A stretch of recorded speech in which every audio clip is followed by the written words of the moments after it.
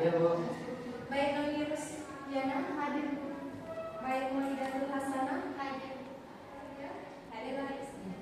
Baik, alhamdulillah hadir semua hari ini ya. Iya, Bu.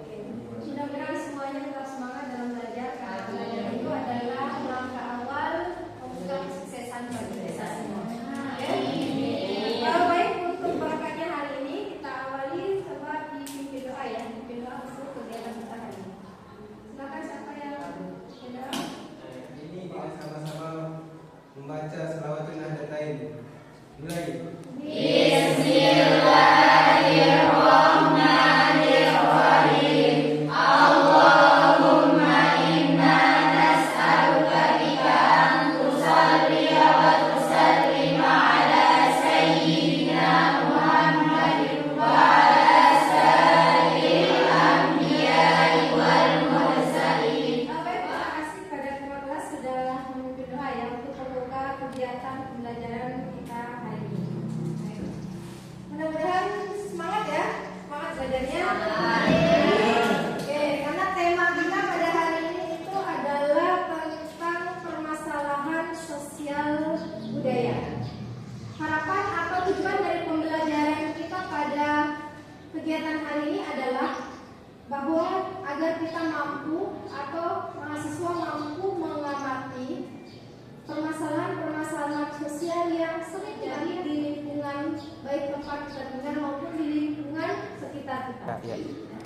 Baik, permasalahan sosial budaya dalam masyarakat akan kita bahas pada slide berikut ini. Tadi yang pertama, permasalahan sosial budaya yaitu eksploitasi pembangunan berlebihan. Kemudian kesenjangan sosial dan kemiskinan, kesetaraan gender, kenakalan remaja, vandalisme, tawuran antar pelajar dan penyalahgunaan. Yang akan dibahas satu persatu. Pertama adalah tentang eksploitasi pembangunan berlebihan. Di sini kita lihat jumlah penduduk yang setiap tahunnya mengalami peningkatan tidak diiringi dengan penambahan luas lahan. Kemudian jumlah penduduk yang meningkat seiring dengan peningkatan kebutuhan pokok seperti sandang, pangan, dan pakan.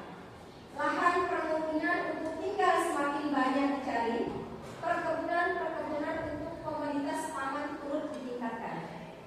Akibatnya terjadi peningkatan angka alih fungsi lahan dari pertanian menjadi industri dan perkebunan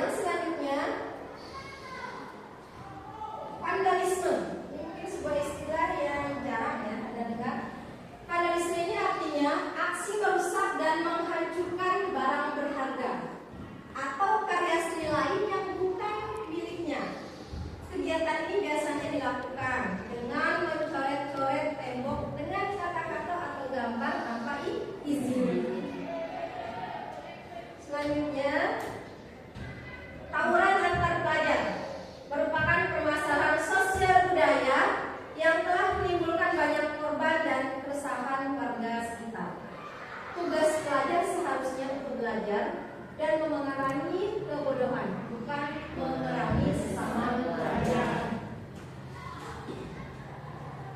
Selanjutnya,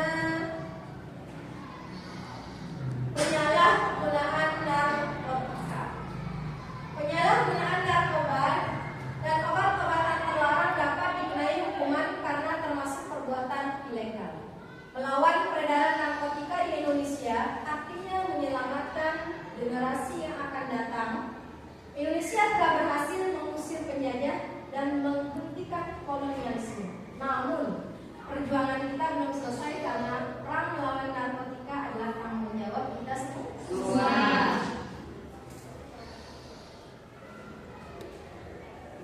Berikut ini ada video yang akan kita saksikan bersama tentang kasus atau isu-isu yang banyak kita temui. Silakan Anda amati.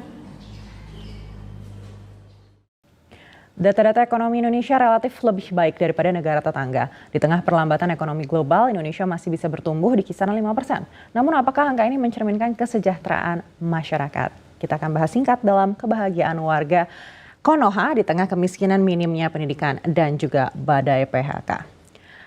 Dalam pidato perdana, Presiden Prabowo Subianto disampaikan salah satu target adalah menghilangkan kemiskinan. Dirinya mengingatkan pada pimpinan politik untuk tidak berpuas diri melihat angka dan data Indonesia dalam sebuah statistik yang tidak menggambarkan kondisi Indonesia seutuhnya. Memang kalau dilihat dari data tingkat kemiskinan selama 10 tahun pemerintahan Presiden ke-7 Joko Widodo, tidak ada satu tahun pun yang mencapai target. Bahkan di Maret 2024, angka kemiskinan masih di 9,03%. Hanya menurun sedikit dari di Maret 2023 atau 1 tahun sebelumnya, yaitu di 9,36%. Berapa sih pendapatan rakyat yang disebut miskin ini? Menurut rata-rata yang disebut miskin adalah rumah tangga yang secara bulanan berpenghasilan di bawah Rp2.786.415. Dan angka kemiskinan tentunya erat kaitannya dengan pendidikan. Bagaimana jenjang pendidikan di Indonesia? Kita akan cek slide berikutnya. Berdasarkan data dari BPS, di 2023 memang terjadi penurunan angka dari anak yang tidak sekolah hingga ke bangku SMA. Di 2022, anak laki-laki yang tidak menyentuh bangku SMA ini mencapai 24,56%. Sedangkan di 2023 memang ada penurunan ke 23,78%. Sedangkan perempuan di 2022 yang tidak menyentuh bangku SMA itu berkisar 20,35%. Dan memang di 2023 juga sudah menurun menjadi 19,34%. Kalau di rata-rata secara general ini akhirnya berjumlah 21%. Memang terjadi penurunan, namun tetap saja angka ini masih double digit, bahkan di atas 20%. Kalau kita bandingkan dengan negara tetangga kita, Malaysia saja misalnya, ini perbedaannya cukup jauh. Menurut Trading Economics, di Malaysia per 2022 saja, anak yang tidak sekolah hanya berkisar 4,6% saja. Dan terus menurun juga di 2023 hingga 4,5%. Polres Pemalang dalam setahun terakhir mengalami peningkatan kejahatan penyalahgunaan narkoba. Bahkan angka kenaikannya mencapai 33% dibanding tahun sebelumnya. Jumlah kasus dan tersangka tindak pidana penyalahgunaan narkoba di wilayah hukum Polres Pemalang sepanjang tahun 2020 naik hingga 33% dibandingkan tahun 2019. Tahun 2020 kasus penyalahgunaan narkoba berjumlah 28 kasus dengan 35 tersangka. Naiknya jumlah kasus penyalahgunaan narkoba dikarenakan Pemalang merupakan jalur perlintasan di Jawa Tengah. Juga banyaknya masyarakat yang belum sadar akan bahayanya penyalahgunaan narkoba. Dari 28 kasus narkoba yang ditangani Polres Pemalang, paling banyak adalah peredaran sabu, triklona, dan ganja. Sejumlah upaya dilakukan agar peredaran narkoba di Pemalang bisa ditekan. Salah satunya menggiatkan patroli dan razia. Yang disampaikan tadi rekan-rekan dari wartawan bahwa data menunjukkan tingkat kejahatan konvensional, tindak pidana konvensional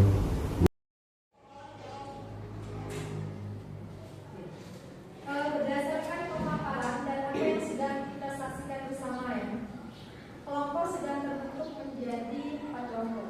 Silahkan tugasnya sekarang adalah masing-masing kelompok akan mendiskusikan tentang yang pertama adalah masalah sosial apa yang paling banyak ditemui. Kemudian yang kedua, faktor penyebab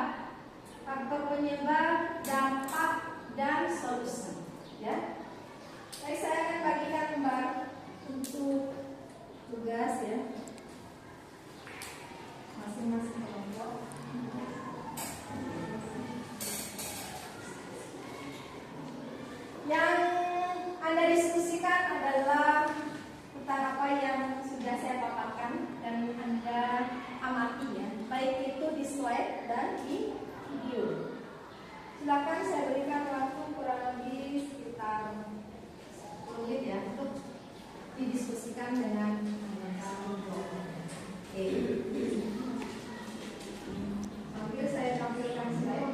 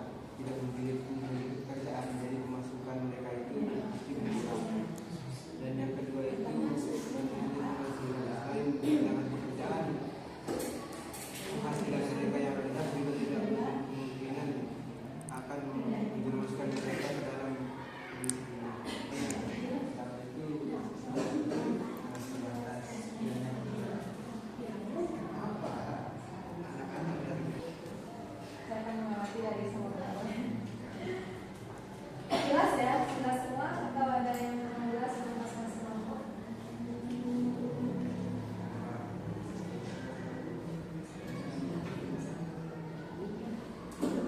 Jelas semua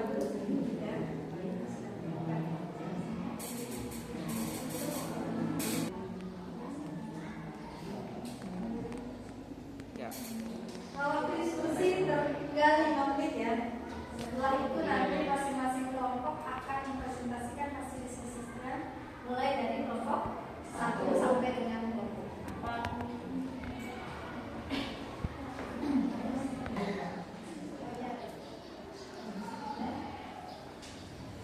Baik, kalau semua kelompok sudah selesai untuk mendiskusikan ya. Nah, kita mulai dari kelompok 1 untuk mempresentasikan hasil diskusi bersama teman-teman kelompok. Silakan. Bismillahirrahmanirrahim. Assalamualaikum warahmatullahi wabarakatuh. Waalaikumsalam warahmatullahi wabarakatuh. Di sini kami akan menjelaskan hasil diskusi kami mengenai kemiskinan ya. Yang pertama dari faktor penyebab. Yang pertama itu sulit mendapat pekerjaan. Di sekitaran kita ini di wilayah kita ini masih sulit masyarakat kita untuk mendapatkan pekerjaannya. Yang kedua, rendahnya penghasilan. Kadang banyak orang yang berhenti bekerja itu karena rendahnya penghasilan. Terus yang ketiga, bantuan yang tidak sesuai. Di sini banyak bantuan yang tidak tepat sasaran, yang sering kita lihat ya di masyarakat. Yang selanjutnya itu dampaknya. Di sini menurut kami kemiskinan itu berdampak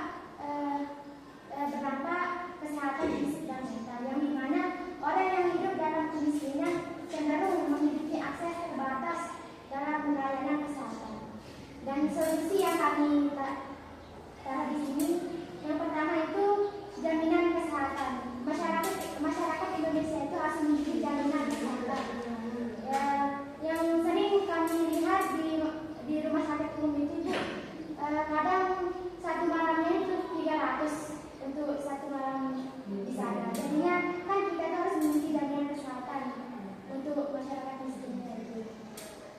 Yang kedua kesetaraan gender. Terus yang ketiga program jaminan sosial seperti BLT dan PKH. Itu dari kami. Cuma itu sekian. Wassalamualaikum warahmatullahi wabarakatuh. Beri aplaus untuk kelompok 1. Ada dari kelompok lain yang akan menanggapi pernyataan dari kelompok 1. Baik, saya silakan. saya sangat setuju dengan tanggapan dari kelompok 1, yaitu di mana banyak kita temui sekarang, bahkan di lingkungan sekitar kita, yaitu banyak penyaluran bantuan sosial seperti BLT dan sejenisnya itu tidak tersalurkan dengan tepat sasaran. Nah, mungkin di sini solusinya menurut saya pribadi yaitu perlu adanya transparansi terhadap anggaran-anggaran yang disalurkan. Baik, terima kasih untuk pemberian aplaus untuk kelompok 2 sudah baik, selanjutnya kelompok 2 akan menyampaikan hasil diskusi dengan teman kelompoknya. Silakan kelompok 2. Assalamualaikum warahmatullahi wabarakatuh. Waalaikumsalam warahmatullahi wabarakatuh. Baik, kami dari kelompok 2 akan memaparkan hasil diskusi kami sesuai dengan masalah sosial yang sering terjadi, yaitu masalah penyalahgunaan narkotika. Nah, penyalahgunaan narkotika ini faktor penyebabnya yang pertama berasal dari faktor individu, yaitu dari kesehatan mental yang berupa depresi, cemas, dan yang kedua ada kepribadian. Dari rendahnya kontrol diri dan imannya mungkin akan berkurang. Yang kedua berasal dari lingkungan, yaitu mungkin dari keluarga, teman sebaya, dan bisa jadi dari komunitas. Nah, adapun dampak penyalahgunaan narkotika ini adalah yang pertama dari dampak kesehatan, yaitu fisik. Penyalahgunaan narkotika dapat menyebabkan kerusakan organ, gangguan sistem kekebalan tubuh, dan risiko infeksi terutama pada penggunaan jarum suntik. Yang kedua, mental. Nah, penyalahgunaan dapat memperburuk atau menyebabkan gangguan mental seperti depresi, kecemasan, dan psikosis. Yang kedua, dari kehidupan sosial, hubungan keluarga. Nah, penyalahgunaan narkotika sering menyebabkan ketegangan dalam hubungan keluarga, mengakibatkan konflik dan perpecahan. Yang kedua, mungkin datangnya dari teman sebaya. Nah, penggunaan narkotika mungkin kehilangan kontak dengan teman yang positif dan berinteraksi lebih banyak dengan kelompok yang mendukung penggunaan narkotika. Nah, solusinya di sini kami mendapatkan dua, yaitu yang pertama dari pendidikan dan kesadaran. Program pendidikan mungkin bisa dengan mengedukasi masyarakat, terutama remaja, tentang bahaya narkotika dan konsekuensi penggunaannya. Yang kedua, pendekatan kesehatan.